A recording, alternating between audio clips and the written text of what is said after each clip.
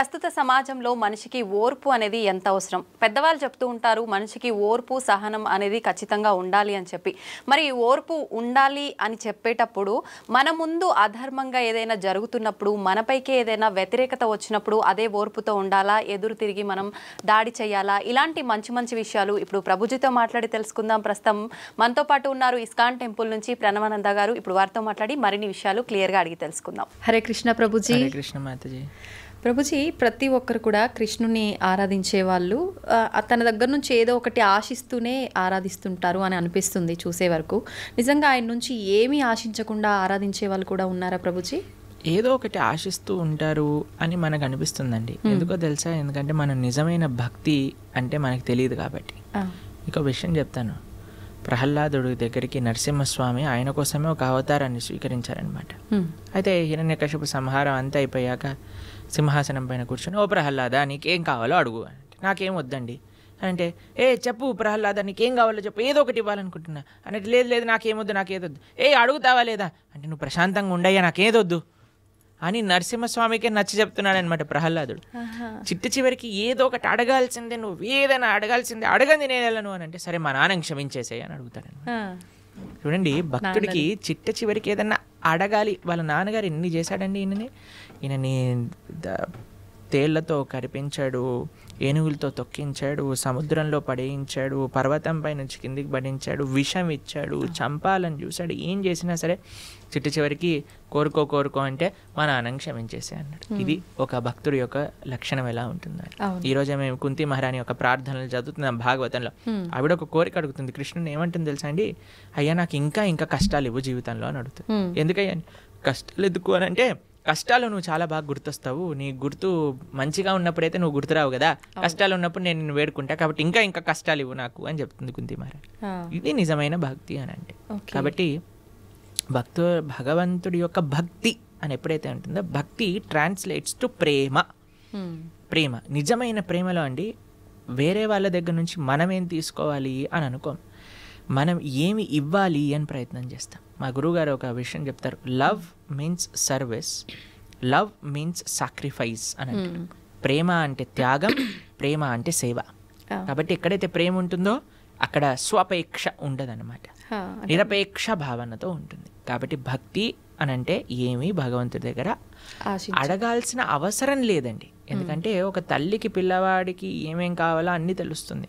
అలానే మనకి పరమాత్మ తండ్రి, మన పరమాత్మ తల్లి అని అనుకున్నాం అనుకోండి, మనం ఏమీ కూడా ఆశించాల్సిన అవసరం లేదు. ఆ భావన పెంచుకోవటమే భక్తి అని అంటే.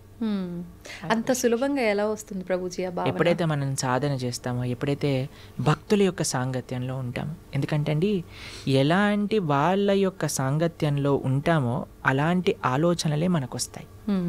ఎలాంటి వ్యక్తుల యొక్క మనస్తత్వం దగ్గర ఉంటాం. మీకు ఒక విషయం తెలుసా అండి? సైకాలజీ చెప్తుంది, you are average of the 5 persons you regularly associate with. ఏమంటుంది? మన మనస్తత్వం అట మన 5 ఫ్రెండ్స్ లేదా మన 5 కాన్స్టెంట్గా అసోసియేట్ చేసే వ్యక్తుల యొక్క యావరేజే మన మనస్తత్వం అవుతుంది. కాబట్టి ఎవరైతే భగవంతుడికి నిరపేక్ష భావనతో భక్తి చేసే భక్తుల దగ్గర ఉన్నారనుకో, మనకు కూడా వస్తుంది. చూడండి, ఒక ఇనుముని అయస్కాంతం పైన బాగా రబ్ చేసి ఇనుము దగ్గర తీసుకెళ్ళామనుకోండి, వెంటనే అని లాగేస్తుంది. నిజంగా చెప్పాలంటే ఇనుముకి అయస్కాంతం శక్తి లేదు, కానీ అయస్కాంతం వల్ల ఉండటం వల్ల ఇనుముకి ఆ శక్తి వచ్చింది. కాబట్టి మీరు దుర్లభమే, చాలా కఠినమే, కానీ ఎప్పుడైతే అలాంటి వ్యక్తుల యొక్క సాంగత్యంలో ఉంటామో అది చాలా సులభం అవుతుంది. అందుకే లోకే సజ్జన సంగతి రేఖ భవతి భవార్ణవ తరణే నౌక అని అంటారు. అది ముఖ్యం ప్రభుజీ. అంటే ఈ జనరేషన్ వాళ్ళు చాలామంది ఆధ్యాత్మికత, ఈ స్పిరిచువల్గా వెళ్ళడం, ఇవన్నీ ఒక మూఢనమ్మకం అని కొట్టిపారేసే వాళ్ళు కూడా చాలామంది ఉన్నారు. అసలు నిజంగా మూఢనమ్మకం అంటే ఏంటి? భక్తికి దానికి సంబంధం ఏంటి అసలు? మీకు ఒక విషయం చెప్తానండి, భక్తి మూఢనమ్మకం కాదు. ఇప్పుడు చూడండి, ఒక వ్యక్తి ఒక రిటర్న్స్ రావాలి, ఒక ప్రాఫిట్ రావాలి అని అనుకుంటాడు. అప్పుడు ఏం చేస్తాడండి? ఆయన ఒక ఇన్వెస్ట్మెంట్ చేసి దాంట్లో నుంచి ప్రాఫిట్ కావాలి అని అనుకుంటే పద్ధతి ఉంటుంది. ఏ ఇన్వెస్ట్మెంట్ చేయకుండా నాకు ప్రాఫిట్ కావాలి అనుకుంటే ఎలా చెప్పండి? ఒక వ్యక్తి అట జీవితాంతం భగవంతుడికి ప్రార్థన చేశాడట, నాకు లాటరీ కావాలి, లాటరీ కావాలి, లాటరీ కావాలి, లాటరీ కావాలి, లాటరీ కావాలి, లాటరీ కావాలి. లాస్ట్కి చనిపోయాడట. భగవంతుడి దగ్గరికి వెళ్ళాడట, ఒరే ఎలాంటి భగవంతుడు, నువ్వు జీవితాంతం ప్రార్థన చేశాను లాటరీ కావాలని లాటరీ ఇవ్వలేదంటే భగవంతుడు అన్నారట, అయ్యా నేను కూడా ఇవ్వడానికి వెయిట్ చేస్తున్నా, కానీ కనీసం నువ్వు లాటరీ టికెట్ కొంటే కదా నేను ఇచ్చేది అని అన్నారు. కాబట్టి నాకు లాటరీ కావాలి, లాటరీ కావాలి, కనీసం లాటరీ టికెట్ కొనయ్యా నువ్వు. కాబట్టి కనీసం నువ్వు నమ్మకం పెట్టే స్వామి పైన ఆయన రెసిప్రికేట్ చేస్తాను, నేనేం చేయను, నాకు భగవంతుడు కావాలి, ఇదంతా మూఢనమ్మకం. అవజానంతి మా మూఢ అని అన్నాడు కృష్ణుడు భగవద్గీతలో. మూర్ఖులు నన్ను తెలుసుకోలేరు అని. చాలా సులభం అండి భగవంతుని తెలుసుకోవటం అంటే, చాలా సులభం. ఈ ప్రకృతిని మనం పరిశీలన చేసిన మన భగవంతుడి యొక్క ఉనికి ప్రతి అణువులో ఉన్నది. ఎవరికి తెలుస్తుంది? ఎవరైతే వినయంతో ఉంటారో వాళ్ళకి తెలుస్తుంది. విద్య వినయేన శోభతే. విద్య వినయాన్ని ఇవ్వాలి, అంతేకాని మూర్ఖత్వాన్ని పెంచకూడదు మనిషి లోపల. ఇప్పుడు చూడండి, మీకు మన శ్రీహరికోటలో మన శాటిలైట్ సెంటర్ ఉంది తెలుసు కదా. వాళ్ళు ఏ శాటిలైట్ లాంచ్ చేసే ముందేనా వెంకటేశ్వర స్వామి దర్శనం చేసుకుంటారు. తెలుసా మీకు? తెలీదు ప్రభుజీ. వెంకటేశ్వర స్వామి దగ్గరికి వెళ్ళి పూజలు చేస్తారు. ఆ సూలూరుపేటలో అమ్మవారు ఉంటుంది ఒక ఆవిడ, ఆ శ్రీహరికోట దగ్గర, ఆవిడ దగ్గరికి వెళ్ళి పూజలు చేస్తారు. దాని తర్వాత శాటిలైట్ ని లాంచ్ చేస్తారు. అంత పెద్ద సైంటిస్టులు కూడా భగవంతుడా నా ప్రయత్నం నేను చేశాను, నీ దయ కూడా ఉంచనివ్వు. మనకి భక్తిలో ఇదే ముఖ్యమండి. ఇప్పుడు మనం కార్తీక మాసంలో మాట్లాడుకుంటున్నాం. కార్తీక మాసంలో దామోదరుడు యొక్క వ్రతం అంటారు, కార్తీక దామోదర వ్రతం అంటారు. దామోదర్ని కృష్ణుడిని కట్టేటప్పుడు యశోదమ్మ 2 అంగుళాలు తక్కువ పడేది, మళ్ళీ ఇంకా తాడు తెచ్చేది, 2 అంగుళాలు తక్కువ వచ్చేది. ఇంట్లో గోశాల్లో ఉండే తాడంతా తీసి కట్టడానికి ప్రయత్నం చేసింది, అయినా సరే 2 అంగుళాలు చివరికి ప్రార్థన చేసింది, కృష్ణ ఇంత ప్రయత్నిస్తున్నానరా నేను అని. అమ్మ అలసిపోవటం చూసి కృష్ణుడు కట్టబడ్డాడు. ఆ 2 అంగుళాలు ఏంటి తక్కువ అంటే మన ప్రయత్నం, భగవంతుడి యొక్క కృప. 2 ఉండాలి భగవంతుని పొందాలి అని అంటే. మన ప్రయత్నం, స్వామి యొక్క కృప. కాబట్టి ఎప్పుడైతే నువ్వు నీ శ్రద్ధ పెట్టు, ఫస్ట్ కొద్దిగా ఇన్వెస్ట్మెంట్ చేయి, దాని తర్వాత భగవంతుడు లేదు నేను మూర్ఖంగా చేస్తాను అని అంటే నీ ఇష్టం, ఎవరి కర్మ వాళ్ళకే బాధ్యత లేదండి. కాబట్టి మూఢనమ్మకానికి భక్తికి సంబంధం లేదండి. భక్తి is very scientific, very logical, very emotional, very spiritual process అన్నమాట. కాబట్టి ఎవరైతే భక్తి మార్గంలో ఉంటారో, నాకు తెలిసిన ఎంతోమంది డాక్టర్లు, మీకు ఒక విషయం ఆశ్చర్యపోతారు. మేము ఒకసారి ఒక డివోటీ డాక్టర్ దగ్గరికి వెళ్ళామన్నమాట, ఏదో చూపించుకోవడానికి. అయితే ఆయన టేబుల్ పైన ఒక పెద్ద బోర్డు ఉంది, దాంట్లో ఏం రాసిందంటే I treat and God heals అని రాసాం. అంటే నేను ట్రీట్మెంట్ చేస్తాను కానీ నయం చేసేవాడు మాత్రం దేవుడు. మంచిగా ఉంది. కాబట్టి ఆ భావన అందరికి ఉండాలండి.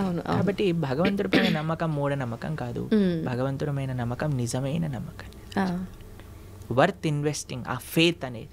కాబట్టి ముందు మనం శ్రద్ధ పెట్టాలి. దానికి భగవంతుడు ఇచ్చే ప్రేమను ఎప్పుడైతే మనం పొందుతామో దానికి ఇంకొక ఇదంటూ ఉండదన్నమాట.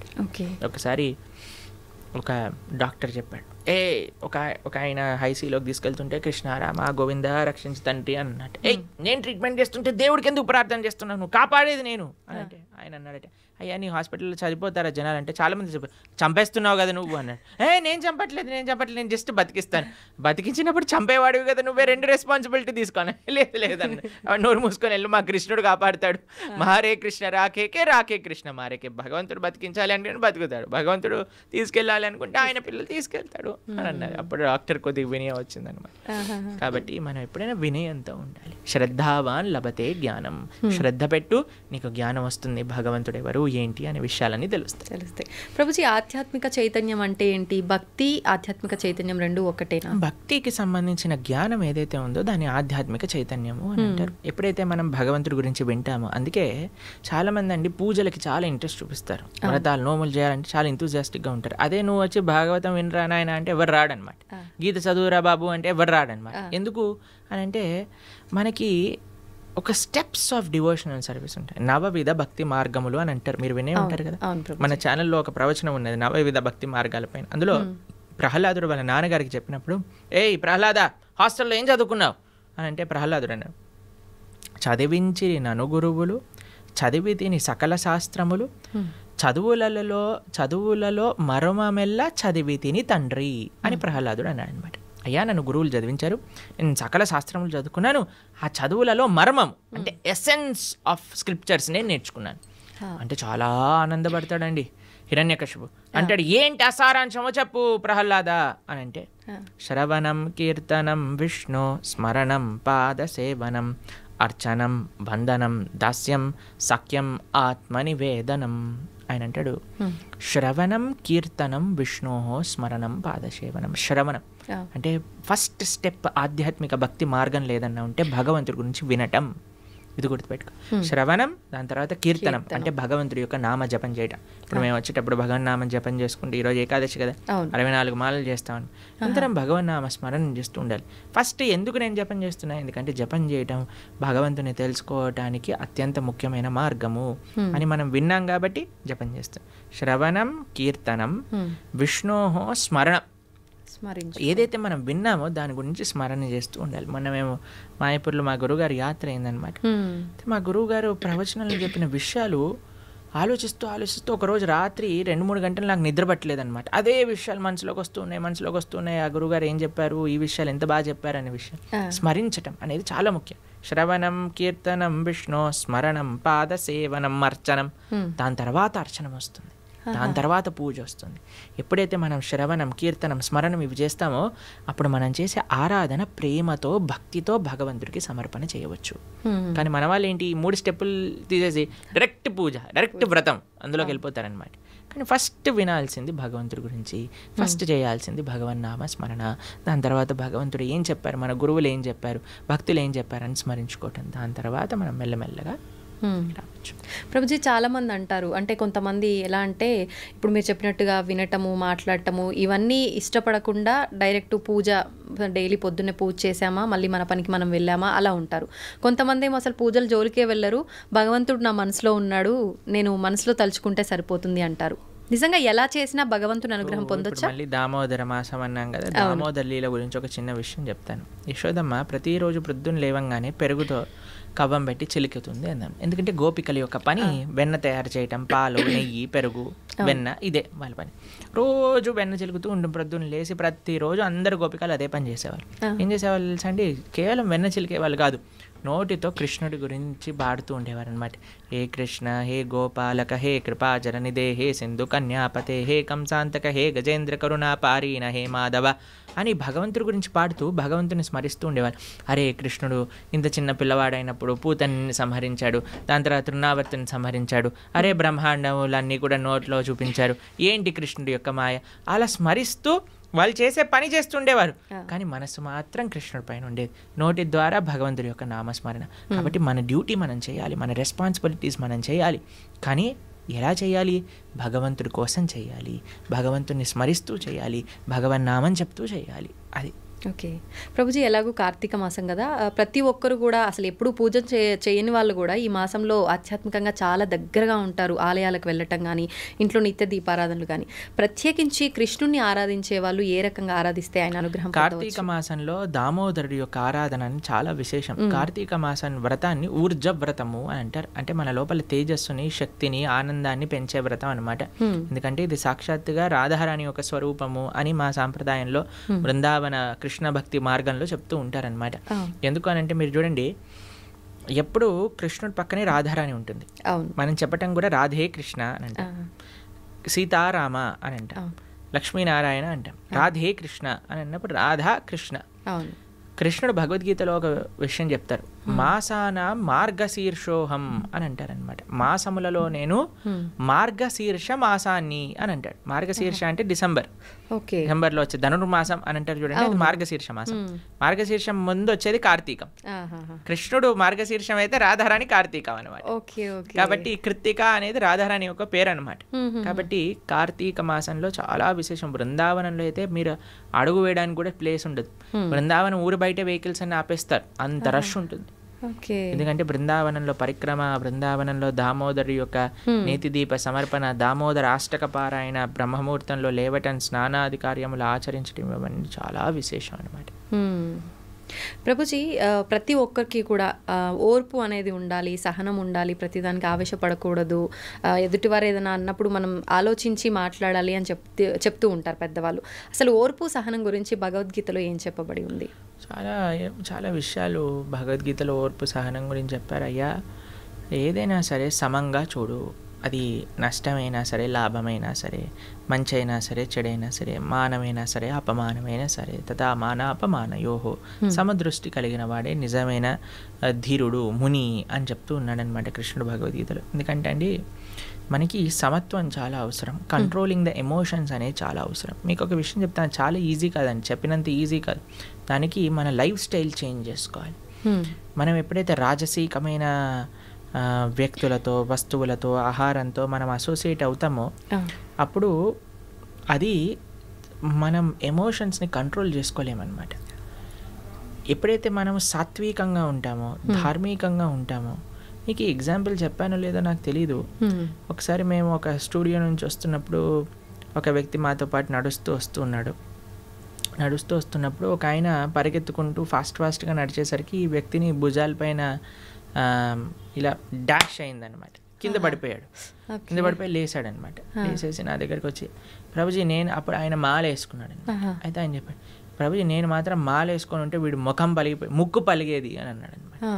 అయితే అన్న చాలా మంచివాడు అయ్యా, నువ్వు సంవత్సరం పాటు మాల వేసుకొని ఉండు, ఎంతమంది ముక్కులు రక్షింపబడతాయి నువ్వు మాలలో. ఎందుకంటే ఆయన ఏమనుకున్నాడు, అరే నేను ఇప్పుడు మాల వేసుకున్నా, బొట్టు పెట్టుకున్నా, ఇలాంటి వస్త్రాలు వేసుకున్నా, కాబట్టి నేను అనవసరంగా కోపం తెచ్చుకోకూడదు అనే ఒక భావన మనసు లోపల ఉంది.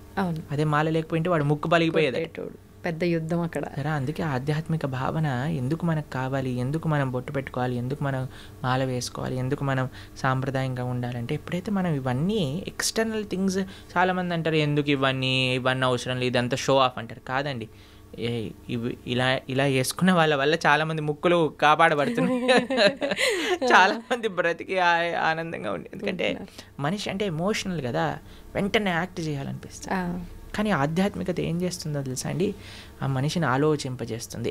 ఇప్పుడు చూడండి, ఆ వ్యక్తి నడుస్తున్నాడు, వీడు ఏదో త్వరలో ఉన్నాడు కాబట్టి వీడిని డాష్ ఇచ్చి వీడి కింద పడిపోయాడు. వాడు తప్పేమన్నా ఉందా? ఇంటెన్షనల్గా కాదు, ఎవరు చేయరు. కాబట్టి జీవితంలో చాలా ఇలాంటివి ఉంటాయండి, మనం ఆలోచించాం. కానీ ఎవరైతే ఆధ్యాత్మికంగా ఉన్నారో వాళ్ళు ఆలోచిస్తారు. ఆలోచించినప్పుడు ఒక క్షణం ఆగుతారు, ఆగినప్పుడు పరిశీలన చేస్తారు. ఇది మంచిది కాదు అని అనిపిస్తుంది, కానీ ఏమో చూద్దాం, కొన్ని రోజుల తర్వాత మంచి అనిపిస్తుంది. మీకు ఈ కథ చెప్పుంటాను కదా, నేను గుర్రం కథ చెప్పానా మీకు ఒకసారి? లేదు ప్రభుజీ. ఒక వ్యక్తి, ఒక ఆయన ఒక గుర్రం కొనుక్కుంటాడు, డబ్బులన్నీ ఇన్వెస్ట్మెంట్ చేసేసి గుర్రం కొనుక్కుంటాడు అనమాట. గుర్రం కొనుక్కుంటే పక్కింట్లో వాళ్ళందరూ వచ్చారే ఎంత బాగుంది, నువ్వు గుర్రం కొనుక్కున్నావు, ఎంత బాగైంది నీకు అని అంటారు. సరే అని ఆయన అంటాడు, ఏది మంచో ఏది చెడో ఎవరికి తెలుస్తుంది, భగవంతుడికి తెలుస్తుంది కదా. నెక్స్ట్ కొన్ని రోజుల తర్వాత ఈ గుర్రం పారిపోతుంది ఇంట్లోంచి. అందరూ వచ్చి అంటారు, అయ్యో ఎంత చెడైందయ్యా నీకు, గుర్రం పారిపోయింది, నువ్వు డబ్బులన్నీ ఆ గుర్రం పైన ఇన్వెస్ట్ చేసావు, అది వెళ్ళిపోయింది. ఓ 10 రోజుల తర్వాత ఈ గుర్రం 10 గుర్రాలని పట్టుకొస్తుంది అనమాట ఇక్కడికి, వాళ్ళ ఇంటికి. పట్టుకోగానే అబ్బో ఎంత ఆశ్చర్యం, ఎంత మంచిదైంది, నీకు 10 గుర్రాలు పట్టుకొచ్చింది, 10 గుర్రాలు పట్టుకొచ్చిందంటే. కొన్ని రోజులకి ఆ పిల్లవాడు ఇలా హార్స్ రైడింగ్ చేస్తూ కింద పడిపోయి కాలు ఇరిగిపోయింది వాళ్ళ పిల్లవాడి. అందరూ వచ్చి అయ్యో చూసావా ఎంత అన్యాయం జరిగింది నీకు, మీ పిల్లవాడు కాలు పోయింది. ఓ 10 రోజులకి ఆ రాజ్యం పైన యుద్ధం ప్రకటించారనమాట. రాజు అన్నారు, ఎవరైతే 18 ఏళ్ళు పైన ఉన్నారో అందరు పిల్లలు వెళ్ళాల్సిందే, మగ పిల్లలందరూ యుద్ధానికి. అందరిని పట్టుకెళ్ళారు, వీడిని పట్టుకెళ్ళలేదు, ఎందుకంటే వీడి కాలు ఇరిగిపోయింది కాబట్టి. యుద్ధంకి వెళ్ళిన వాళ్ళందరూ చనిపోయారు, వీడు మాత్రం బతుకున్నాడు. ఇప్పుడు చెప్పండి, ఏది మంచి ఏది చెడు ఎలా చెప్తామండి? సమయమే నిర్ధారిస్తుంది, మన కోపి కావాలంతే. ఈ నమ్మకం ఉండాలి, పరమాత్మ నాకు ఏది చేసినా మంచిగా చేస్తాడు. ఇప్పుడు ఆ తల్లి వచ్చింది అనుకోండి, మీరు ఆడుకుంటున్నారు, రేపు ప్రొద్దున ఎగ్జామ్ ఉంది, ఎంత మీరు ఏది చేసినా సరే ఫోన్ కానీ ఆ ఆట కానీ తీసేసి లోపలికి ఇంకో కావాలంటే ఒక చెంప మీద పీకైనా సరే నేను చదివిస్తుంది. అప్పుడు మనం మా అమ్మ అంత రాక్షసి ఇంకొకటి ఎవ్వరు లేరు, మా అమ్మ నా విలన్ అని అనుకుంటాం. కానీ నిజంగా అమ్మ విలనా? కాదు కదా, కాదు, మన అది ఎప్పుడు తెలుస్తుంది? నువ్వు పెద్దగా అయ్యాక తెలుస్తుంది. నీకు ఈ సమయంలో అది చెడు అనిపిస్తుందేమో, అది ఆ వస్తువు తప్పు కాదు, ఆ వ్యక్తి తప్పు కాదు, ఆ సిచ్యువేషన్ తప్పు కాదు, నీ పరిమితి, నీ మెచ్యూరిటీ లేదు ఇక్కడ. నువ్వు పెరుగు, అప్పుడు నీకు తెలుస్తుంది ఏది మంచిది. పరమాత్మ ఎవరికీ చెడు చేయరు, ఇది గుర్తుపెట్టుకోవాలి. ప్రభుజీ, ఇందాక మీరు చెప్పినట్టుగా అతను మాల్లో ఉన్నాడు కాబట్టి బతికిపోయాడు అని అంటే, నిజంగా అంటే మనం ఒక దీక్షలో ఉన్నన్ని రోజు పర్మనెంట్ మాల వేసుకున్నాం కానీ ఎప్పుడు ఆలోచించవచ్చు, అరే స్వామి నీకు ఇది నచ్చుతుందా, నేను మాట్లాడే మాట నచ్చుతుందా, నేను చేసే పని నచ్చుతుందా, నేను జాగ్రత్తగా మాట్లాడాలి. అందుకే ఆధ్యాత్మిక భావన అనేది, ఈ స్పిరిచువాలిటీ ఏం చేస్తుంది అడిగితే ఇదే చేస్తుందండి, మనిషిని మారుస్తుంది తప్పకుండా. నేను దీన్ని 100కి 1,000,000 రెట్లు గ్యారంటీతో చెప్పగలను. అంటే మనం ఆచరించాలి అనుకున్న ఈ బంధాలు, బంధుత్వాలు, ఈ కుటుంబము, ఈ రెస్పాన్సిబిలిటీస్ మధ్య అంత ఫోకస్ చేయలేకపోతున్నారేమో అనిపిస్తుంది Prabhuji. It is just an excuse, మనసు ఉంటే మార్గం ఉంటుంది. నాకు జస్ట్ ఆ సంకల్పం రావాలి. సంకల్పం అనేది అన్నిటికంటే గొప్ప శక్తి, తెలిసిన మీకు. ఆ సంకల్పం ఉందనుకోండి, ఆ డిటర్మినేషన్ ఉందనుకోండి, పరమాత్మ దేనైనా మార్చేయచ్చు. ఎందుకండి ఇప్పుడు అనవసరమైన కోరికలనే మనం అంత మొండిగా సాధించుకున్నప్పుడు, స్వామి నేను ఒక మంచి ధార్మికంగా ధర్మ మార్గంలో నడవాలి అని అనుకుంటే కృష్ణుడు బ్లెస్ చేయలేడా అండి? ఎందుకు చేయలేడు? చేస్తాడు. మనకు ఆ సంకల్పం లేదంతే. ప్రభుజీ, ఇప్పుడు అంటే దీన్ని బట్టి మనిషికి ఓర్పు అనేది ఖచ్చితంగా ముఖ్యం. అయితే రకరకాలుగా జరిగేవి చూస్తున్నాం సమాజంలో, ఇప్పుడున్న ప్రస్తుత సమాజంలో. అటువంటి సమయంలో మన కళ్ళ ముందు చెడు జరుగుతున్నా కూడా అంటే మనం కాలమే దానికి ఒక ఆన్సర్ ఇస్తుంది అని మనం సైలెంట్గా ఓర్పుతో ఉండాలంటారా, ఎదురు తిరగొచ్చు అంటారా? దీని గురించి ఏం చెప్తారు? ఓర్పు, ఓపిక మన సొంత విషయంలో ఓడిపడాలి, కానీ ధర్మం విషయంలో ఓర్పు ఉండకూడదు. ఓర్పు ఉండకూడదు అంటే కత్తి తీసి వేరేవని వేసేస్తా కాదండి. నీకు కృష్ణుడు ఆ సేవ ఇచ్చాడా? అర్జునుడికి చెప్పాడు, మా మనుస్మర యుద్ధచ, నన్ను గుర్తుపెట్టుకుని యుద్ధం చేయి. నీకు చెప్పారా? నీకు చెప్తే అంటే మనకి చెప్తే, మనకి మన గురువులు చెప్తే, అరే నువ్వు ఈ విధంగా ధర్మ పరీక్షణ చేయి, ఈ విధంగా ధర్మ పరిరక్షణ చేయి. ధర్మో రక్షతి రక్షిత. దీన్ని ఒక్కొక్కళ్ళకి ఒక్కొక్క విధంగా అన్వయం ఉంటుంది. అన్నిటికంటే ముఖ్యమైనది ఏంటో తెలుసా అండి? ధర్మాన్ని రక్షించుకోవటం అంటే ధర్మాన్ని ఆచరించటం, ధర్మాన్ని తెలుసుకోవటం, ధర్మాన్ని ఆచరింప చేయటం. తల్లిదండ్రులు ధర్మాన్ని తెలుసుకొని పిల్లలకి ధర్మాన్ని చెప్పడం, పిల్లలు ధర్మాన్ని ఆచరిస్తే ఇది ఒక విధంగా ధర్మ పోరాటం. అందరు కూడా నేను కత్తి పట్టుకుంటాను అని అంటే అసాధ్యం అండి. కొంతమందికి ఆ సేవ ఉంది, ఎవరికి ఆ సేవ ఉందో వాళ్ళకి తెలుసు, వాళ్ళ ఆ సేవ అలా చేయాలి. కొంతమందికి శాస్త్రాధ్యాయన ధర్మ పరిరక్షణ, అది నువ్వు చేయి. కొంతమందికి ధర్మాన్ని వినటం, ధర్మాన్ని ఆచరించటం, అది నీ ధర్మ పరీక్ష, నువ్వు అది చేయి. కాబట్టి ఒక్కొక్కళ్ళ నేచర్ బట్టి, ఒక్కొక్కళ్ళ ఇంక్లినేషన్ బట్టి ఆ విధంగా గురువుల యొక్క అనుగ్రహంతో మనం సేవ చేయాలి. అంతేకాని మనంతటా నేను ఇచ్చేస్తా అది చేస్తా అని అనుకోకూడదు. ప్రభుజీ, మానవులందరూ కూడా ఖచ్చితంగా భగవత్ ఆరాధనలో ఉండటమే ముఖ్యం. మనుష్య జన్మ వచ్చిందే దానికోసం కదండి. మనుష్య జన్మ వచ్చింది ఎందుకు అని అంటే మనం భగవంతుడిని సేవించి భగవంతుని తెలుసుకొని భగవంతుని చేరడానికి వచ్చింది. కాబట్టి మనిషి భగవదారాధన చేయలేదనుకోండి, ఇంకా మనిషి జీవితం వచ్చి వేస్ట్ కదండి. ఇప్పుడు చూడండి, ఒకళ్ళకి చాలా కష్టపడి ఐఐటి ఖరగ్పూర్లో వచ్చింది సీట్.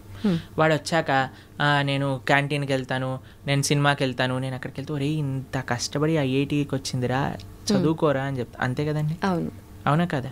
కాబట్టి ఐఐటీలో సీట్ వచ్చినప్పుడు ఏం చేయాలి? వాడు చాలా జాగ్రత్తగా చదువుకోవాలి. ఎందుకంటే దానికి ఉన్న అస్తిత్వమే అది. అంతే, మనుష్య జన్మకుండే అస్తిత్వమే భగవంతుని తెలుసుకోవటం. దాతో బ్రహ్మ జిజ్ఞాస. భగవంతుడు బ్రహ్మమెవరు, భగవంతుడు ఎవరు తెలుసుకొని ఆ భగవంతుని సేవించడమే మనుష్య జన్మ యొక్క సార్థకం చేసుకున్నట్టు. కాబట్టి మనిషి ఆ పని చేయకపోతే ఇంకా పశువు జన్మ వచ్చినా మేలండి, మనిషి జన్మ వచ్చి కానీ ఇది చేయకపోతే అది. ప్రభుజీ, కృష్ణుడు ద్వాపర యుగంలో మానవ జన్మ తీసుకున్నారు కదా, మరి ఆయన కూడా అప్పుడు భగవతారాధన చేశారు? మానవ జన్మ తీసుకోలేదండి. కృష్ణుడు మనిషిగా పుట్టలేదు.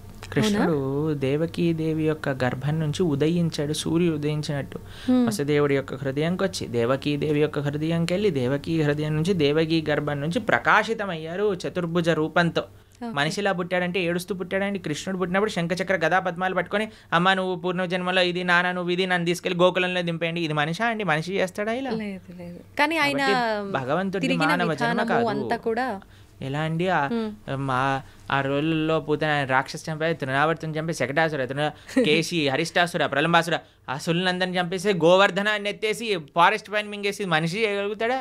అంటే మానవ రూపంలో కృష్ణ పరమాత్మ, మానవ రూపంలో కూడా కాదు. కందర్ప కోటి కమనీయ విశేష శోభం.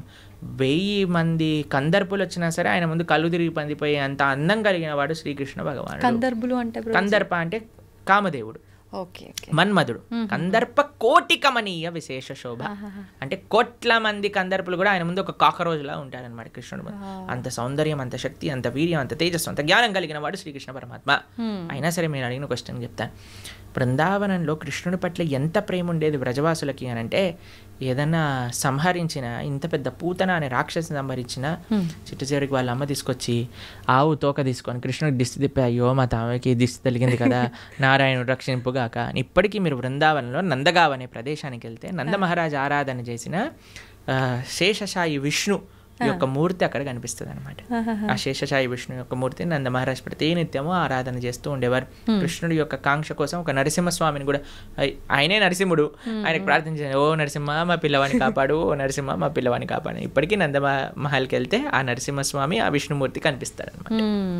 ప్రభుజీ, కృష్ణుడు లీలల విషయానికి వస్తే రకరకాల లీలలు, అంటే ఆయన ఒక పర్పస్ మీద అక్కడ జన్మ తీసుకున్నా అక్కడ ఉన్నా కూడా ఈ లీలలన్నీ ఎందుకు, అంటే మనకి ఏం తెలియజేయడం కోసం చూపించారు? మన కోసం ఈ లీలలు చేసింది. ఆయనకి పాపం ఆయన చాలా పనులున్నా అన్న వదిలిపెట్టేసుకొని ఇక్కడికి వచ్చాడు. ఎందుకోసము అని అంటే, ఇప్పుడు చూడండి మన పరమాత్మకి ఎంత, చాలామంది అడుగుతారు, ఏంటి మీ దేవుడికి ఇన్ని లీలలేంటి, అవతారాలేంటి, మా దేవుడు మాత్రం ఎక్కడో పైన స్వర్గానికి అక్కడ ఉంటాడు, అక్కడ నుంచి అన్ని చూసుకుంటాడు. ఇప్పుడు చూడండి ఒక వ్యక్తి ఉన్నారు, ఆయన, ఇప్పుడు మీకే చెప్తానండి, మనం ఒక సుడిగుండంలో ఒక వ్యక్తి పోతున్నాడు అనుకోండి, కాపాడండి కాపాడండి కాపాడండి అని నడుస్తాం. అవును. కానీ మనం వెళ్తామా, వదిలేయండి, ఏదైనా తాడుందా అని ఎత్తుకుతాం. తాడేస్తాను అనుకోండి, తాడేస్తే నేను సేఫ్గా ఉండాలి, వాడు సేఫ్గా ఉండాలి, ఎందుకంటే వాడికి మనకి పెద్ద సంబంధం లేదు కాబట్టి ఏం పర్వాలేదు. ఇప్పుడు మేము మాయాపూర్లో ఉన్నాం అనమాట. మాయాపూర్ నుంచి వస్తున్నాం కోల్కతా, అక్కడ నుంచి ఇక్కడికి వచ్చాం. అయితే అక్కడ ఒక ఆయన చెప్తున్నారు, ఒక డివోటీ వాళ్ళ మాయాపూర్లో గంగానది ఫ్లడ్స్ వచ్చినప్పుడు ఏమైందట అంటే బోట్ టాపుల్ అయిపోయింది అనమాట. బోట్ పడి రివర్స్ అయిపోతే ఒక చిన్న పిల్లవాడు నీళ్ళలో పడిపోయాడు, దొరకలేదు. అయితే ఆ పిల్లవాడు పొయ్యాడు, నీళ్ళలో పడిపోయిన మరుక్షణమే వాళ్ళ అమ్మకి హార్ట్ అటాక్ వచ్చి ఆవిడ కూడా పోయింది అనమాట. నా పిల్లవాడు పోయాడు అనే షాక్లో. అంటే అంత ప్రేమ, అంత అటాచ్మెంట్ అనమాట. అవును. పరమాత్మ మనం సంసారంలో పడిపోయి ఇబ్బంది పడుతున్నాము అన్న మరుక్షణం ఆయన కూడా సంసారంలోకి దుంకేశాడు అనమాట. ఎందుకు దుంకేశాడు అంటే మనల్ని కాపాడడానికి. ఎలా కాపాడాడు వీడిని అంటే, వీడికి సినిమా చాలా ఇష్టం కదా అని ఆయన కూడా పాపం సినిమాలో హీరోయిన్ రీల్స్ ఏమంటారు ఆ మూవీ నడిపినట్టుగా ఆయన కూడా అన్ని లీలలు చేశారు. అయ్యో మనుషుడు ఎప్పుడైనా మన లీలలు వింటాడేమో, లీలలు దర్శిస్తాడేమో, లీలలు చూస్తాడేమో, లీలల గురించి అనుభవిస్తాడేమో, అయ్యో లీలల పైన ప్రేమ పెంచుకుంటే, నా నామం పట్ల ప్రేమ పెంచుకుంటే నా దగ్గరకు వచ్చేస్తాడు కదా అని పాప ఆయన అంత ప్రయత్నం చేశాడు. కానీ మన వాళ్ళు భాగవతం చదవరు, వినరు, భగవద్గీత చదవరు, వినరు.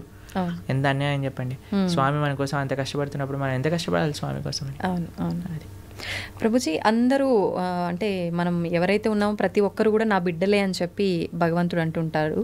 అయితే మరి కొంతమంది ఏమో మంచి మార్గంలో వెళ్తుంటారు, కొంతమంది చెడు మార్గంలో వెళ్తుంటారు. అందరము ఆయన బిడ్డలే అయినప్పుడు ఆ మార్గంలో వెళ్ళే వాళ్ళని మంచి మార్గంలోకి తీసుకొచ్చే ప్రయత్నం భగవంతుడు ఎందుకు చేయట్లేదు అంటారు? చేస్తున్నాడు కదండి, ఇంటర్వ్యూ అదే మార్గం. కానీ అందరూ మారట్లేదుగా ప్రభుజీ, కొంతమందిలో మార్పు వస్తుంది. అదే అంటున్నా, పరమాత్మ ఆయన ప్రయత్నం చేస్తున్నా. ఇప్పుడు గుర్రాన్ని చెరువు వరకు తీసుకెళ్ళొచ్చు కానీ నీళ్ళు దాయించలేం కదండి. పడుకున్నవాడిని లేపచ్చు కానీ పడుకున్నట్టు నటిస్తున్నవాడిని లేపలేం కదండి. పరమాత్మ ఆయన వైపు నుంచి ఆయన ప్రయత్నం చేస్తున్నారు. ఆ పరమాత్మ చేసే, ఇప్పుడు చూడండి ఈ వీడియో ఎవరి దగ్గర వచ్చింది అనుకోండి, బై మిస్టేక్ రావట్లేదండి. పరమాత్మ మన గురించి ఆలోచించాడు కాబట్టి ఏదో ఒక రూపంలో పంపిస్తూ ఉంటాడు. భక్తుల్ని మన దగ్గర పంపించేదే స్వామి అనుగ్రహిస్తే కానీ పంపించడండి.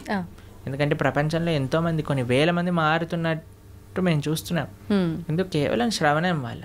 కాబట్టి ఎవరికైతే ఆ ముఖ్యత్వం తెలుసో, ఇప్పుడు చూడండి ఒక ఆయనకి 1 kg వెయిట్ ఉండే వజ్రం ఇచ్చారట. ఆయన ఏమనుకున్నట్టు, బాగానే ఉంది, మా ఇంట్లో ఆ త్రాసు పనిచేయట్లేదు, ఆ కేజీ మాపు చేసి అది లేదని ఈ కేజీ తీసుకొని అక్కడ పెట్టి ఉప్పు పప్పు అన్నీ వే చేసి ఇస్తున్నాడట. అయితే ఒక ఆయన వచ్చిన వాడు చూసాను, అమ్మో 1000 వచనం. ఈయన అన్నాడట, ఒరే ఈ కేజీ మాపు నేను ఇస్తా, ఈ రాయి నాకు ఇచ్చేసే అన్నాడు. సరే ఈ రాయి తీసుకొని నాకు మాపు కావాలని ఆ వజ్రం ఇచ్చేసాడట. వాడు పెట్టుకొని పెద్ద కోట్లు సంపాదించుకున్నాడు. ఎందుకు? వాడికి విలువ తెలియదు. కాబట్టి విలువ తెలియాలండి మనకి. ఆధ్యాత్మిక మార్గం యొక్క విలువ, ఒక సాధు సాంగత్యం యొక్క విలువ, ఒక భాగవత ప్రవచనం యొక్క విలువ శ్రీకృష్ణ భగవానుడు మనకి చెప్తున్నాడు. ఒక విషయం మనకి ఇంత మనుష్య జన్మలో ఇంతమంది ఎన్నో విషయాలు వింటూ ఉంటే నా దగ్గరికి కృష్ణుడు ఈ విధంగా కృష్ణుడు భక్తి గురించి చెప్పే విధంగా నాకు తెలిసింది అంటే మనం మారడానికి ప్రయత్నం చేయాలి. అప్పుడు పరమాత్మ యొక్క కృప అనేది ఉంటుంది, లేకపోతే ఉండదు. ప్రభుజీ, ఇలాంటి మాటలు విన్నప్పుడు చాలామంది వెంటనే అరే నిజంగా ఇలా వెళ్తే బాగుంటుంది కదా అని అనుకుంటారు. కొంతమంది ఏమో అక్కడే ఆగిపోతారు వినడం దగ్గరే, కొంతమంది ముందుకెళ్తారు. ఇలా ఆగిపోయిన వాళ్ళు అనుకుంటారు రేపు నుంచి ఈ బ్రహ్మముహూర్తంలో లేవాలట, లేద్దాము, ధ్యానం చేద్దాము, భగవంతుని స్మరణలో ఉందాము అని. కానీ అనుకున్నట్టుగా చేయలేరు, వదిలేస్తుంటారు ఎక్కడికక్కడ. అలాంటి వాళ్ళు నిజంగా నిత్య జీవితంలో ఏ రకంగా కనుక ఫోకస్ చేస్తే బాగుంటుంది? ఎందుకంటే మెయిన్ రీజన్ ఆగిపోవడానికి భక్తుల యొక్క సాంగత్యం లేకపోవటం. ఈ ప్రపంచంలో మనం ఏదైనా మంచి వైపు వెళ్ళాలి అని అంటే చాలా కఠినమైనది. మంచి వైపు వెళ్ళాలి అని అంటే మంచి మనుషుల యొక్క సాంగత్యం కావాలి. అందుకే మనం ప్రతిరోజు ఉదయం పూట ప్రతిరోజు మేము ప్రొద్దున పూట మా భక్తులందరూ కలిసి జూమ్స్లో జపం చేసుకుంటారు. సుమారుగా 500-600 మంది ప్రతిరోజు ప్రొద్దున పూట వస్తారు, జపం చేసుకుంటారు. ప్రతిరోజు క్లాస్ ఉంటుంది. ఈరోజే ఏకాదశి రోజు మేము భాగవతంలో కుంతి మహారాణి యొక్క ప్రార్థనల నుంచి క్లాస్ చెప్పామన్నమాట. కాబట్టి మీరు మంచిగా మరి ప్రణవానంద దాస్ ఛానల్లో మనకి భాగవతం, భగవద్గీత ఇవన్నీ ఉన్నాయి. ఇవన్నీ వింటూ ఉండండి. జపా క్లాసులు ఏవైతే ఉన్నాయో వాటికి వస్తూ ఉండండి. మంచి వ్యక్తుల యొక్క సాంగత్యంలో ఈజీ అయిపోతుంది మంచిగా భక్తి మార్గంలో ముందుకు నడవడానికి. అందుకే లోకే సజ్జన సంగతి రేఖ భవతి భవార్ణవ తరణేన ఒక మంచి వాళ్ళ సాంగత్యమే మనల్ని ఈజీ చేసేస్తుంది. మన సంకల్పం ఉండటం ఒకటి, కానీ ఆ సంకల్ప రీత్యా మనము వాటిని మంచి వాళ్ళ యొక్క సాంగత్యంలో యూజ్ చేసుకోవటం అనేది ఇంకా ఇంపార్టెంట్. ప్రభుజీ, కృష్ణుడి దగ్గర లేని మాయలు లీలలు ఏదీ లేదు. అయితే గాంధారి శాపం నుంచి నందవంశాన్ని ఎందుకు కాపాడలేకపోయారు? అసలు గాంధారి శాపం కృష్ణుడి పైన ఏం పంచలేదు, తెలుసా మీకు ఆ విషయం? అవునా ప్రభుజీ? గాంధారి శాపం వల్ల కృష్ణుడికి ఏం అవ్వలేదు. చూడండి, సూర్యుడి పైన నేను ఒక దీపావళి రాకెట్ ఇడిచి పెడతానన్నాను అనుకోండి, సూర్యుడికి ఏమైనా నష్టం అవుతుందా అండి? దీపావళి రాకెట్ సూర్యుడిని ఏమైనా చేయగలుగుతుందా? ఒక వ్యక్తి, ఒక చిన్న పిల్లవాడు అనుకున్నాడు, ఇప్పుడు చూడు ఈ రాకెట్ని సూర్యుడి పైన వేస్తున్నా నేను, జుమ్ అని వేసాడు అనుకో, అది వెళ్ళి ఢామ్ అని అంటుంది, చూసావా సూర్యుడికి అయింది చూసావా అని. అది వాడి మూర్ఖత్వం. అంతే అంతే. కృష్ణ పరమాత్మ ఆయన లీలలు అవజానంతి మామూఢ మానుషం తనుమాశ్రిత పరంభావమజానంతో. భగవద్గీతలో ఆయన ఏమంటాడంటే, ఎప్పుడైతే నేను ఈ యొక్క మానవులు ఉండే ఈ లోకానికి లీలలు చేయడానికి వస్తారో మూర్ఖులు నన్ను తెలుసుకోలేరు. అవజానంతి మామూఢ మానుషం తనుమాశ్రిత పరంభావమజానంతో, నా యొక్క పరతత్వాన్ని తెలుసుకోలేరు. ఎందుకంటే అనిపిస్తుంది కదా, అరే కృష్ణుడు ఇక్కడే మనతో పాటు మన లాగానే నడుస్తున్నారు అది ఇదే. కాబట్టి గాంధారి పెట్టిన శాపం వల్ల కృష్ణుడు అవతార స్వీకారం నుంచి అవతార పరిసమాప్తి చేసేంతవరకు ఏమేం చేయాలో ఆయనకు క్రిస్టల్ క్లియర్ స్కెచ్ చేసుకొని వచ్చారనమాట. ఇప్పుడు చూడండి, ఇంకో ఉదాహరణ చెప్తాను. నేను స్కూల్కి వెళ్ళాలని బయటకు వచ్చాను, షూస్ వేసుకున్నా, అన్నీ వేసుకొని బయటికి వెళ్ళాను, బస్సు కోసం వెయిట్ చేస్తున్నా. అంతలోపల పక్కింటి వాళ్ళు కూడా వాళ్ళు బైక్లో వెళ్తారండి స్కూల్కి, వాళ్ళు వెళ్తున్నారు, నిన్ను కూడా దింపేస్తాను అన్నాను అనుకోండి, సరే ఎలా ఉన్నా బస్సు రావడానికి టైం ఉంది కదా, వీళ్ళు ఎలా వెళ్తున్నారు కదా ఎక్కేసి మనం వెళ్ళిపోయాం. ఇప్పుడు ఆ వ్యక్తి దింపేశాక ఈరోజు నేనే స్కూల్కి తీసుకొచ్చాను, లేకపోతే వాడు రాకపోతుండే అన్నాడు అనుకోండి, ఏమన్నా ఉందా? ఆల్రెడీ స్కూల్కి తయారయ్యాడు, బస్సు కోసం వెయిట్ చేస్తున్నాడు, బస్సు వచ్చే లోపల వెయిట్ చేస్తున్నారు కదా, ఈయన ఎలా వెళ్తున్నాడు కదా అని వెళ్ళాడు, అంతే కదండి. అలానే పరమాత్మ ఈ విధంగా అవతార పరిసమాప్తి జరుగుతుంది, ఈ విధంగా యదువంశం పరలోకానికి వెళ్ళిపోతుంది అని అన్ని ప్లాన్ ఉంది. గాంధారి నువ్వు నశించుగాక, సరేలే ఎలాగనో ప్లాన్లో ఉంది కదా, ఈవిని కూడా స్వీకరిద్దాం, ఈ మాటలు కూడా స్వీకరిద్దాం అని పరమాత్మ స్వీకరించాను. అంతేగాని గాంధారి శాపం వల్లే అయింది, సూర్యుడికి పైన రాకెట్ వేసినట్టు. ఓకే, మన మూర్ఖత్వమే అవుతుంది. ఓకే ఓకే ప్రభుజీ, శ్రీకృష్ణ తులాభారం గురించి తెలుసు కదా, అయితే తులాభారంలో తులసికి చాలా ప్రాముఖ్యత ఉంటుంది. మరి మన నిత్య జీవితంలో మన మనుషులకి తులసి ప్రాధాన్యత ఏంటి ప్రభుజీ? బృందాయే తులసీ దేవ్యాయే ప్రియాయే కేశవస్య చ విష్ణుభక్తి ప్రదే దేవి సత్యవద్యై నమో నమః. శ్రీకృష్ణ ప్రేయసి, శ్రీకృష్ణకి అత్యంత గొప్ప భక్తురాలు తులసి మహారాణి. మనము చాలా జాగ్రత్తగా తులసి మహారాణి యొక్క ఆరాధన చేయాలి. చాలామంది అనుకుంటారు స్త్రీలు ఒక్కళ్ళే ఆరాధన చేయాలి, కాదండి. ప్రతి ఒక్కళ్ళు, పురుషుడైనా స్త్రీ అయినా పిల్లవాడైనా పెద్దవాడైనా వృద్ధుడైనా అందరూ తులసి మహారాణికి ప్రదక్షిణ చేయాలి. 4 ప్రదక్షిణలు చేయాలి, నీళ్లు ప్రతిరోజు సమర్పణ చేయాలి. మా ఆలయాల్లో ప్రతిరోజు ప్రొద్దున సాయంత్రం తులసి ఆరాధన జరుగుతుంది. మీరు చూడండి, ఇస్కాన్ టెంపుల్కి వచ్చి ఆ పూజ ఏదైతే భగవంతుడు ఉండే గర్భగృహంలో ఉంటారో అక్కడ తులసీదేవి కూడా ఉంటుంది. తులసీదేవికి వస్త్రాలు వేసి తులసీదేవిని ఆశీర్వదిస్తారు. విగ్రహ రూపంలో కాదు, తులసి కోటకే వస్త్రాలు సమర్పణ చేసి అక్కడ పెడతారనమాట. ఎందుకంటే ఆవిడ సాక్షాత్తుగా కృష్ణుడి యొక్క పరమ భక్తురాలు. కాబట్టి అందుకే కృష్ణుడికి పెట్టే నైవేద్యము, ఏ అభిషేక ద్రవ్యం, నీరు, దేన్నైనా సరే తులసి వేయకుండా సమర్పణ చేయొద్దు భగవంతుడికి. తులసి పెడితేనే స్వామి స్వీకరిస్తారు. తులసి పెట్టిన నైవేద్యం భగవంతుడు స్వీకరించారు, భక్తులు కూడా అలాంటి నైవేద్యాన్ని స్వీకరించారనమాట. కాబట్టి విష్ణు తత్వానికి ఎక్కడైనా సరే నైవేద్యం పెట్టామంటే తులసి పెట్టి మాత్రమే చెయ్యాలి. కాబట్టి తులసి ఆరాధన ముఖ్యంగా కార్తీక మాసంలో ప్రతి నిత్యం కూడా మనం 3 సార్లు నీళ్లు వేసి 4 సార్లు ప్రదక్షిణ చేయాలి. తులసి మహారాణికి దీపం పెట్టాలి తులసి దగ్గర, తప్పనిసరిగా ప్రతి ఒక్కరు చేయాల్సిన పని. ప్రభుజీ తులసిలో కూడా 2-3 రకాల తులసులు ఉంటుంటాయి కదా, ఏదైనా పర్వాలేదు. ఓకే, అయితే ముఖ్యమైన పర్వదినాల్లో తప్ప సాయంకాలం సమయంలో దీపారాధన చేయకూడదు తులసి దగ్గర అని చెప్పి అంటుంటారు. ప్రతిరోజు చేయాలి, ప్రొద్దున రాత్రి భగవంతుడి ఆలయంలో, భగవంతుడి యొక్క పూజా మందిరంలో, తులసి మహారాణి దగ్గర ప్రొద్దున రాత్రి నిత్యము ప్రతిరోజు చేయాలి దీపారాధన. ఓకే ప్రభుజీ, కృష్ణుడి విషయానికి వస్తే గోపికలతో రాసలీలలు ఆడుతుంటాడు బృందావనంలో అని చెప్పి అంటుంటారు. అయితే దాన్ని తప్పుగా కూడా భావించకూడదు అని అంటుంటారు. మరి కామక్రీడకు రాస క్రీడకు తేడా ఏంటి? అసలు అది కామక్రీడ అని భావించొద్దంటారా? అసలు రాసలీల అంటే ఏంటి, అసలు కామం అంటే ఏంటి, ఇవన్నీ తెలుసుకోవాలి ఫస్ట్. ఇప్పుడు చూడండి, కృష్ణుడు రాసలీల చేసినప్పుడు ఆయన వయసు ఎంతో తెలుసా అండి? 6 సంవత్సరాలు. చిన్నపిల్లడు. 6 సంవత్సరాల పిల్లలు అమ్మాయిలు అబ్బాయిలు అందరూ కలిసి ఆడుకుంటున్నారు అనుకోండి, మీరు ఏమంటారు? ఏ దూరం జరుగు, అమ్మాయి దగ్గర ఆడద్దు అని అంటారా మీరు ఎప్పుడైనా? లేదు. మీరు ఎప్పుడైనా అలా చేశారా మీ పిల్లలతో? ఎప్పుడైనా అందరు చిన్న చిన్న పిల్లలు అందరూ కలిసి ఆడుకుంటున్నారు అనుకోండి, ఎప్పుడైనా డిఫరెన్షియేషన్ చూస్తామని? 6-7 సంవత్సరాల వయసు ఉన్న పిల్లవాడండి రాసక్రీడ జరిగినప్పుడు, తెలిసినా మీకు? ఇంకో విషయం చెప్తాను, గోపికలు అంటే ఎవరు? గోపికలు అంటే స్త్రీ, కృష్ణుడు అంటే పురుషుడు కాదండి. కృష్ణుడు యొక్క శక్తియే గోపిక. కృష్ణుడి యొక్క హ్లాదిని శక్తి యొక్క స్వరూపములే గోపికలన్నీ కూడా, శ్రీమతి రాధారాణి కూడా. కృష్ణుడే సాక్షాత్ ఒక పిల్లవాడు. ఇప్పుడు నేను అద్దంలో చూసుకుంటానండి, అద్దంలో చూసుకుంటూ నేను ఇలా అనుకోండి, అద్దం పైన ఏ ప్రభుజీ ఎంత ధైర్యం, మా ప్రభుజీని కొడతావా అని అంటారా మీరు? అరే నీ ఇష్టం, ఇక నీ అద్దం నీ రిఫ్లెక్షన్ ఏదైనా చేసుకో, నువ్వు ఎంత ముద్దు వస్తున్నావా, నువ్వు రాసి ఒకటైనా పెట్టు, ఏదైనా చేసుకో, అది నువ్వు నీ రిఫ్లెక్షన్, అంతే కదండి. అంతే. కృష్ణుడు ఏ తత్వమో గోపికలది అదే తత్వం. ఆయన యొక్క హ్లాదిని శక్తి స్వరూపములే గోపికలు, అట్లా వేరేది ఏ విషయం కాదండి. ఇప్పుడు రాస నృత్యం అంటే ఏంటి అనుకుంటున్నాడు? అదొక నృత్యం, ఆనంద స్వరూపం. అది ఒక స్త్రీ పురుషుని మధ్యలో జరిగే, మీరు అంటున్నారు కదా, ఏదో భౌతికమైన సంబంధం కాదండి. అది సాక్షాత్తుగా ఒక జీవాత్మ పరమాత్మ కలిసినప్పుడు పొందే ఆనందాన్ని రాసలీల అని అంటారు. రాసలీల శుకదేవుడికి అన్నిటికంటే ఫేవరెట్ పాస్ టైం భాగవతంలో. శుకదేవుడు ఎవరో తెలుసా అండి? శుక మహర్షి. ఆయన పుడుతూనే తల్లి గర్భం నుంచి నడుచుకుంటూ వెళ్ళిపోయాడు. ఎలాంటి వైరాగ్యం కలిగిన వాడు అని అంటే, ఆయన స్త్రీలు స్నానం చేస్తున్న సరస్సు పక్క నుంచి వెళ్తే స్త్రీలందరూ బిందాస్గా స్నానం చేస్తున్నారనమాట, వస్త్రాలు కూడా కప్పుకోలేదు.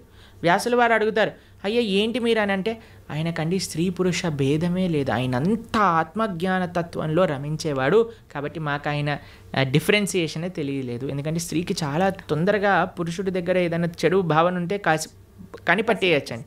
కానీ ఆ స్త్రీలు అంత వైరాగ్యం కలిగిన శుకమహర్షి ఏంటో తెలుసా అండి? ఆవు పాలు పితికినంత సమయం కంటే ఎక్కువ ఒక ప్రదేశంలో ఉండలేరు, అంత వైరాగ్యం కలిగిన వ్యక్తి. ఆయనకి ఫేవరెట్ లీల రాసలీల. అంటే అంత వైరాగ్యం కలిగిన వ్యక్తి ఒక భౌతికమైన గర్ల్ ఫ్రెండ్ బాయ్ ఫ్రెండ్ విషయాలు మాట్లాడతారా అండి? అది కూడా ఎవరి ముందు? పరీక్షిత్ నరేంద్రుని ముందు. వేలాది మంది ఋషులు యోగులు మునులు కూర్చొని శ్రవణం చేస్తున్న ఒక సభలో. కాబట్టి మనం రాసలి భగవంతుడి యొక్క తత్వాన్ని కమెంట్ చేయటం కంటే ముందు అసలు ఏంటా ఆ తత్వము అని చదువుకోవాలి. అందుకే మీ అందరికీ నేను చెప్పేది ఏంటంటే, భాగవతం వినండి, భాగవతం చదవండి. మన ఛానల్లో ప్రణవానంద దాస్ అనే ఛానల్లో 47 లెక్చర్లు శ్రీమద్ భాగవతం, కేవలం 47 గంటలు మీరు ఇస్తే కృష్ణుడి యొక్క పరిపూర్ణ తత్వం అనేది మనం అర్థమవుతుంది. అది మాత్రం మిస్ చేయకుండా చూడండి. కృష్ణతత్వం గురించి, మన సనాతన ధర్మం గురించి మొత్తం అర్థమవుతుంది. ఫస్ట్ నుంచి లాస్ట్ వరకు వినండి, మొత్తం క్లారిఫై అవుతుంది. ప్రభుజీ, వైరాగ్యం అన్నారు కదా, చాలామంది వాళ్ళ లైఫ్లో కూడా అన్ని కష్టాల నుంచి తట్టుకోలేక ఇబ్బందులు పడి దాని నుంచి బయటికి రాలేక వైరాగ్యం చెందుతుంటారు. ఇంకా లైఫ్ వద్దు, ఎందుకు ఈ ఫ్యామిలీ లైఫ్, రకరకాలుగా. అలాంటి వైరాగ్యం నుంచి కొంతమంది డివోషనల్గా ఎక్కువ కనెక్ట్ అవుతుంటారు భగవంతుడికి. నిజంగా అది వైరాగ్యం వల్ల వచ్చిన భక్తి నిజమైన భక్తి అంటే? ఈరోజే ఒకళ్ళు చెప్తున్నారు, ప్రభుజీ ఈ కష్టం వచ్చి ఉంటే నేను భక్తి మార్గంలోకి రాకపోయి ఉండేదాన్ని అని అంటున్నారు అనమాట. కాబట్టి కొన్నిసార్లు కష్టాలు కూడా మనం భగవంతుడి వైపు పంపిస్తూ ఉంటాయి, ఆనందం కూడా తీసుకెళ్తూ ఉంటుంది, కష్టం కూడా. ఏదైతే మనం భగవంతుడి వైపు తీసుకెళ్తుందో అది నిజమైన. మరి భక్తికి వైరాగ్యం అవసరమా అంటే అవసరం, కానీ వైరాగ్యమే భక్తి కాదు. ఇప్పుడు మన ఈ స్టూడియోకి రావాలి అంటే ఆ డోర్ ఓపెన్ చేయాలి.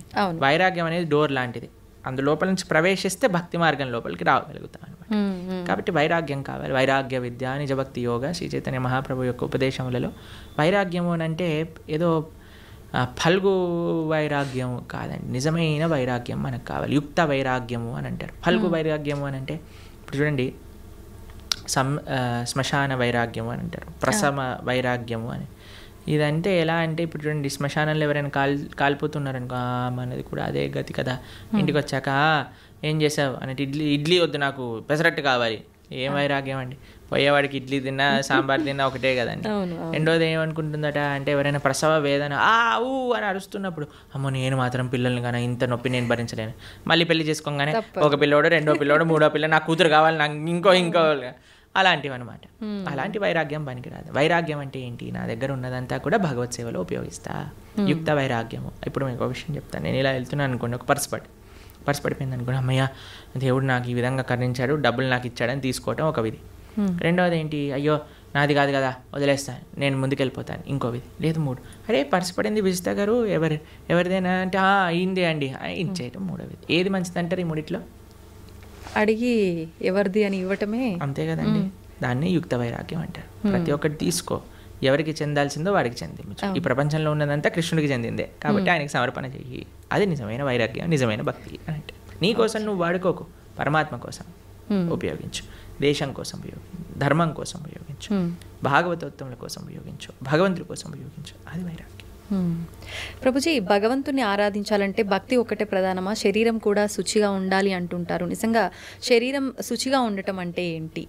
మీరు అన్నారనుకోండి, ప్రభుజీ మా పిల్లల్ని స్కూల్కి పంపిస్తాను కానీ యూనిఫామ్ అయ్యాను, యూనిఫామ్తో ఏం సంబంధం ఉండండి, వాళ్ళకి చదువుకోవడం కావాలి, వాళ్ళు చదువుకోవాలని ఇచ్చి ఉందంటే స్కూల్ వాళ్ళు ఎలా చేస్తారండి? ఏమంటారు, ఫస్ట్ యూనిఫామ్ వేసుకొని రా, అంతే కదండి. అవునా కదా, స్కూల్ షూస్ పైన మొత్తం బురద జల్లి పంపించి, బురద ఉంటే ఏంటి, నువ్వు చదువు చెప్పు, ఆయన చదువు నేర్చుకోవడానికి వచ్చావు, నువ్వు చదువు చెప్పడానికి వచ్చావు, షూ బూట్ ఇవన్నీ అంటావు ఏంటి అని అంటారా మీరు? ఏమంటారా, అమ్మ టీసీ ఇస్తాను తీసుకెళ్ళు, మీ పిల్లల్ని వేరే స్కూల్లో జాయిన్ చేయించు అని అంటారు. అంతేనండి. గోర్లు ఎందుకు కట్ చేసుకోవాలండి, గోర్లకి చదువుకి ఏం పని ఉంది అంటే, మా స్కూల్లో పీటీ సార్ ఉంటే వాడు పెద్ద కర్ర పట్టుకొని పాట్ అని కొట్టేవాడు, గోర్లు పెరిగాయండి. అందరు పీటీ పీరియడ్ ముందు అందరు పళ్ళతో మొత్తం పడేసేసేవాళ్ళు అనమాట, హడలు వచ్చేసేది అనమాట. వామ్మో పీటీ ఈరోజు థర్స్డేనా అని అందరు హడలిపోతుండేవారు అనమాట. మీరు తినారా ప్రభుజీ అట్లా దెబ్బలు? అంటే గోర్లతో కొరికేసాం అనమాట. దెబ్బలు తినే ముందు. ఓకే, తెలివైన మూవ్ అనమాట అక్కడ. అయితే భక్తికి చాలా మంది అడుగుతారు, ఈ శుచి ఏంటి, స్నానం చేయటం ఏంటి, ఇదంతా మూర్ఖత్వం, వీళ్ళంతా చాదస్తం, పైత్యం అని అంటూ ఉంటారు. కాదండి, మీకు భక్తి హృదయంలో ఉండాలి అని అంటే దాన్ని ఎక్స్టర్నల్గా కొన్ని రూల్స్ అండ్ రెగ్యులేషన్స్ పాటించాలి. శుచి, స్నానం, ప్రొద్దున లేవంగానే స్నానం చేయటం, మనం కాలకృత్యాలు తీర్చుకున్నాక స్నానం చేయటం, మడితో ఉండటం, అక్కడిక్కడ ముట్టుకోకుండా మంచిగా ప్రేమతో భగవంతుడికి నివేదన చేయటం, ఇవన్నీ కూడా ఆధ్యాత్మిక మార్గంలో మనకి మంచి వైపు నడిపిస్తూ ఉంటుంది అనమాట. కాబట్టి శుచి, శుభ్రత అనేది చాలా ఇంపార్టెంట్ అండి. ఇప్పుడు చూడండి, ఈ రూమ్ అంతా నీట్గా ఉంది కాబట్టి ప్రశాంతంగా మనం మాట్లాడుకోగలుగుతాం. కెమెరామ్యాన్లు వాళ్ళు పనిచేస్తున్నారు, మనం ఇక్కడ ఇంకా మొత్తం చిందర బిందర పేపర్లు ఇక్కడ పడిపోయి, ఆ లైట్లన్నీ కింద కూసిపోయి, మొత్తం గోలగోలు ఉందనుకోండి, మనకి చెప్పాలి, మాట్లాడాలి, ఫస్ట్ ఈ రూమ్ క్లీన్ చేయండి తర్వాత చేస్తామంట. అంతే కదండి. అంతే. ఏంటండి మేము ఇంటర్వ్యూ చేయడానికి వచ్చాం, ఇంటర్వ్యూ చేయండి, ఇవన్నీ ఎందుకు అని అన్నారనుకోండి, బాగుండదు కదా అది. కాబట్టి శుచి, శుభ్రత, కరెక్ట్గా మనసుకి కనెక్షన్. ఇప్పుడు చూడండి, ఇంటికి వచ్చారనుకోండి, ఇంట్లో అన్ని నీట్గా ఉండి చక్కగా సాంబ్రాణి, మా ఇంటికి వచ్చినప్పుడు బ్రహ్మాల ఆరాధన చేశాక సాంబ్రాణి పొగ వేస్తారనమాట. అప్పుడు ఆ ఆధ్యాత్మిక గుడికి వచ్చిన వాతావరణంలో లాగా ఉంటుందన్నమాట. అంతేగాని అన్ని చిందరబందర వేసి అందరు ఇలా పడిపోయి కూర్చున్నారు అనుకోండి, అప్పో ఎందుకు వచ్చాను రా బాబు, ఎక్కడికైనా వెళ్ళిపోతే బాగుండు అనిపిస్తుంది. కాబట్టి మనకి మనసుకి బాహ్యమైన శుచి, శుభ్రత వీటికి కనెక్షన్ ఉంది కాబట్టి దాన్ని జాగ్రత్తగా తెలుసుకొని మనం శుచి, శుభ్రత పాటించాలి. మన ఛానల్లోనే సదాచారము అనే ఒక కోర్స్ మనం చేసామన్నమాట. ప్రణవానంద దాస్ ఛానల్లోనే సదాచారం గురించి చెప్పాను. అసలు వంట ఎలా చేయాలి, అసలు మనం శుభ్రత ఎలా మెయింటైన్ చేయాలి, స్నానం ఎలా చేయాలి, అన్ని విషయాలు అందులో ఉన్నాయి. 7 లెక్చర్లు ఉంటాయి, మొత్తం శుచి శుభ్రత గురించి తెలుసుకోవచ్చు అనమాట. అది కూడా వినండి, చాలా మంచి పనికొస్తుంది. ఓకే ప్రభుజీ, చాలా మంది కాదు, ప్రతి ఒక్కరు కూడా అసలు ఏది శాశ్వతం కాదు అని అందరూ చెప్తుంటారు. అయితే అది తెలిసి కూడా మనం అన్నిటిపైన వ్యామోహం పెంచుకోవడము, ఈ బంధాలు, బంధుత్వాలు, వీటన్నిటిపైనే ఫోకస్ చేస్తూ ఉంటాం. ఎంతసేపు కూడా లగ్జరీ లైఫ్కి అలవాటు పడిపోతుంటాము. అసలు ఏంటి, నేను ఎందుకు వచ్చాను, అసలు ఎందుకు జీవించున్నాను, నేను అసలు ఏం చెయ్యాలి అనేది ఎలా అర్థమవుతుంది? ఈ ప్రశ్నలకు సమాధానం. ఇప్పుడు 2 ఎక్స్ట్రీమ్స్లో ఉంటారండి. ఒకటి టూ అటాచ్డ్ లేదా టూ డిటాచ్డ్. భక్తి అలా కాదు. భక్తి అండర్స్టాండ్ యువర్ పొజిషన్. నువ్వు భగవంతుడి యొక్క దాసుడివి, నువ్వు భగవంతుడి యొక్క దాసుడు, ఇవన్నీ కూడా భగవంతుడు ఇచ్చినవి. కాబట్టి ఇప్పుడు చూడండి, మీకు ఇంతకుముందు చెప్పాను అనుకుంటా, మాకు ఏదన్నా వస్తువు కానీ ఏదన్నా మేము యూజ్ చేసే ఉందనుకోండి, ఫస్ట్ దానిపైన ఐసీఓ ప్రణవానంద దాస అని రాస్తాం మేము. ఐసీఓ అంటే ఇన్ కేర్ ఆఫ్, అంటే ఇది నాది కాదు, నాకు కృష్ణుడు ఇచ్చింది, నేను దీని కేర్ టేకర్ని మాత్రమే. ఈ భావన ఉండాలి నీ కొడుకు పైన, భార్య పైన, భర్త పైన, ఇల్లు పైన, గాడి పైన, చుట్టాల పైన, వస్తువుల పైన, అన్నిటికీ ఇదే భావన. ఇది పరమాత్మ భగవంతుడు నాకు ఇచ్చాడు, దీన్ని నేను జాగ్రత్తగా చూసుకుంటా. కానీ ఎవరిచ్చారు? భగవంతుడు ఇచ్చాడు. నా ప్రేమ భగవంతుడి పైన. భగవంతుడు ఇచ్చిన వస్తువు, ఇప్పుడు నేను మీకు ఒక గిఫ్ట్ ఇచ్చాను అనుకోండి, ఎంత బాగా పెట్టుకుంటారే, ప్రభుజీ ఇచ్చారు ఈ గిఫ్ట్ని, జాగ్రత్తగా పెట్టుకోవాలి అని అనిపిస్తుంది. ఎందుకు? గిఫ్ట్ పైన ప్రేమ లేదా ఒక వ్యక్తి పైన గౌరవమా? ఇప్పుడు మీకు చాలా ప్రేమతో మీ తమ్ముడు కానీ, అన్నయ్య కానీ, చెల్లి కానీ, అక్క కానీ ఒక గిఫ్ట్ ఇచ్చారనుకోండి, ఐఫోన్ ఇచ్చారు. ఐఫోన్ నాకు చాలా ఇష్టం, చాలా ఇష్టం, చాలా ఇష్టం. ఎందుకు నీకు ఐఫోన్ ఇష్టము అని అంటే, అయ్యో మా తమ్ముడు, అక్క, చెల్లి, అన్న ఎవరో ఒకరు నాకు ఈ గిఫ్ట్ ఇచ్చారు కాబట్టి. అన్నకి యాక్సిడెంట్ అయింది, పోతే పోనీ ఐఫోన్ ఉంది కదా, ఐఫోన్ చూసుకుంటాను అన్నారు అనుకోండి. అరే నీకు అన్న ముఖ్యమా, ఐఫోన్ ముఖ్యమా? నాకు ఐఫోన్ ముఖ్యం అంటే నిజంగా అన్న పైన ప్రేమ అండి? లేదు. అన్న పైన ప్రేమ మీకు ఆ ఫోన్ పైన రిఫ్లెక్ట్ అవుతుంది. అన్న ఇచ్చాడు కాబట్టి నాకు ఇది ప్రేమ అని అనిపిస్తుంది. అట్లనే భగవంతుడు అయిన ప్రేమ ఎప్పుడైతే ఉంటుందో అన్ని సంబంధాలు బాగుంటాయి. ఎందుకంటే వీళ్ళందరినీ కూడా భగవంతుడితో కనెక్షన్తో చూస్తాం కాబట్టి. ఎప్పుడైతే భగవంతుడిని తీసేస్తామో జీవితంలో మన స్వార్థం, ఆవిడ అనుకుంటుంది ఆవిడ స్వార్థం, నేను అనుకుంటాను నా స్వార్థం, పిల్లలు అనుకుంటారు నా స్వార్థం, తల్లిదండ్రులు అనుకుంటారు నా స్వార్థం, అత్తమామలు అనుకుంటారు వాళ్ళ స్వార్థం. కానీ ఎప్పుడైతే కుటుంబం మొత్తం కలిసి భగవంతుడిని ఆశ్రయిస్తుందో అప్పుడు అందరూ కృష్ణుడికి ఏది మంచిది, కృష్ణుడు నేను ఏం చేస్తే నాతో ఆనందంగా ఉంటాడు అని ఆలోచించి ఆ విధంగా చేస్తాను. ఇదే భక్తి అంటే. అందుకే శ్రీల ప్రభుపాదుల వారికి వాళ్ళ గురువు గారు చెప్పారు, everything can come later, the most important necessity in this world is Krishna consciousness. భక్తి ప్రపంచంలో ఉంటే అన్ని రకాల సుఖములు, అన్ని రకాల స్వాంతనలు, అన్ని రకాల సౌఖ్యం చేకూరుతుంది, దాంట్లో ఎటువంటి డౌటే లేదు. ఇది ముఖ్యం. ప్రభుజీ, ఎక్కువగా ఇస్కాన్కి సంబంధించిన వాళ్ళు ఎవరైనా సరే కృష్ణుడి గురించే ఎక్కువగా మాట్లాడుతూ ఉంటారు. మరి కృష్ణుడి సోదరుడు బలరాముడి పాత్ర గురించి కానీ ఆయనకు సంబంధించిన విశేషాలు ఎందుకని తెలియదు? బలరాముడు ఎందుకండి, మేము ఎన్నోసార్లు బలరామ జయంతి పెద్ద ఉత్సవం మా ఆలయాల్లో, తెలుసా మీకు? మా సాంప్రదాయంలో బలరాముడి ఉత్సవం కానీ, బలరాముడి యొక్క లీలలు చర్చించుకోవటం కానీ చాలా ముఖ్యంగా చేస్తాం. మీరు ఎప్పుడైనా మా బలరాముడి గురించి మాట్లాడిన వీడియోలు ఎన్నో ఉన్నాయి. కాబట్టి బలరాముడు గురువుకి సంకేతం. ఆయన యొక్క శక్తియే గురు పరంపర ద్వారా వస్తుంది, మన ఆచార్యుల వరకు వస్తుందన్నమాట. కాబట్టి మన గురువు చేసే శుశ్రూష, గురువు చెప్పే మాటలు సాక్షాత్తుగా బలరాముడు చెప్పే మాటలే అనమాట. కాబట్టి నిరంతరం వాటిని ఆరాధన చేస్తాం. బలరాముడికి ఆధ్యాత్మిక శక్తి ఇస్తాడనమాట, చాలా ముఖ్యమైనది.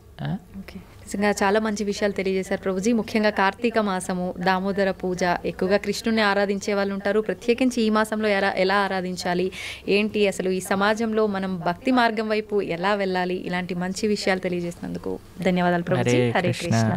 ధన్యవాదాలు మాతాజీ.